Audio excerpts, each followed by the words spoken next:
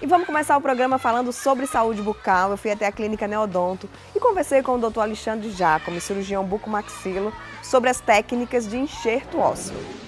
Para que uma cirurgia de implante dentário seja bem sucedida, é importante qualidade e quantidade de osso. Muitas vezes, para que isso aconteça, é necessário um enxerto ósseo. É sobre isso que a gente vai conversar agora com o Dr. Alexandre Jacome, aqui da Neodonto. Bom dia, Dr. Alexandre. Bom dia, como vai? Então, vamos explicar aí dessa questão do enxerto. Tem muita gente que tem medo quando escuta falar desse nome. Então, ainda tem esse estigma, né? Mas na realidade é uma cirurgia extremamente simples, desde que seja bem indicada, né?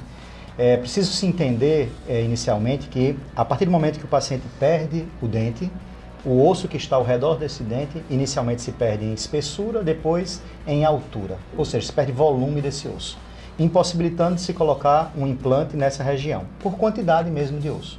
Então o enxerto ósseo nada mais é do que a substituição, a recuperação do volume ósseo perdido. Então é uma cirurgia prévia ao implante. Prévia ao implante, exatamente, para possibilitar a instalação do implante, né? E de onde vem esse osso? Então, antigamente esse osso era do próprio paciente, tem várias regiões doadoras, né?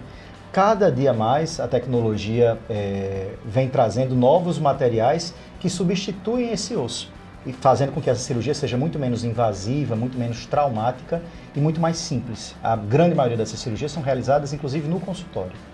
Como é que funciona o enxerto artificial, no caso? Isso, exatamente. Na realidade, é um material que induz o organismo a substituir esse material pelo próprio osso. Então, trocando em miúdos, é um pó, falando de forma bem simples, que é colocado no local e o organismo não enxerga aquilo ali como um corpo estranho, e sim como uma matriz para ser substituída pelo próprio osso. Então, o próprio organismo produz um novo osso. Exatamente, substitui esse material que nós colocamos pelo próprio osso. Então hoje você tem uma previsibilidade em termos de qualidade óssea e quantidade excepcional. É muito difícil hoje você ter uma contraindicação a esses materiais, desde que seja bem planejado, lógico, isso é essencial, e o fundamental, que sejam bons materiais. Isso é fundamental, porque existe uma gama de materiais no mercado muito grande, mas existem aquelas que são marcas mais conceituadas e que são que devem ser utilizadas. Quanto tempo, doutor Alexandre, antes do implante, o paciente tem que fazer essa cirurgia? Então, geralmente o tempo médio de cicatrização, ou seja, de conversão deste material para o próprio osso, é uma média de 8 meses. Uma média, tá certo? De 6 a 8 meses. E a segurança depois disso? Não, aí é fantástico.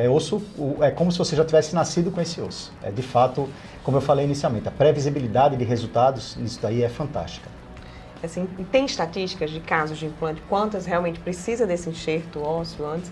Ou assim, de quanto tempo da perda dentária, se você não faz o implante logo, acontece essa atrofia no osso? A gente sabe que no primeiro ano após a perda dentária se perde uma média até de 40% desse volume ósseo. Então a velocidade da perda é muito grande.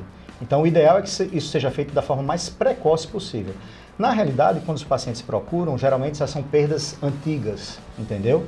Mas independente do tempo, o que você tem que avaliar aí é o quanto o paciente já perdeu para poder daí você fazer o seu planejamento, entende? Mas independe de tempo. Eu tenho pacientes que perderam dentes há 40 anos e tenho pacientes que perderam há 1 ano.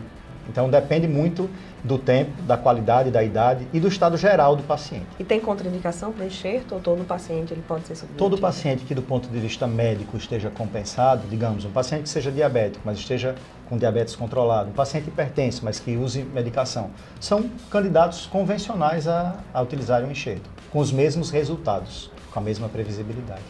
Ótimo. Então, essa história de pegar um pedacinho do osso aqui da costela é coisa do passado. Pouquíssimos casos. São exceções hoje em dia. A grande maioria, se eu for aqui, digamos assim, citar um número, eu diria que 90% dos casos a gente consegue uma boa resolução com substitutos ósseos. Doutor Alexandre, muito obrigada mais uma vez, a gente esclarecendo aí nossos telespectadores com esses assuntos que são sempre tão importantes. Obrigado a você.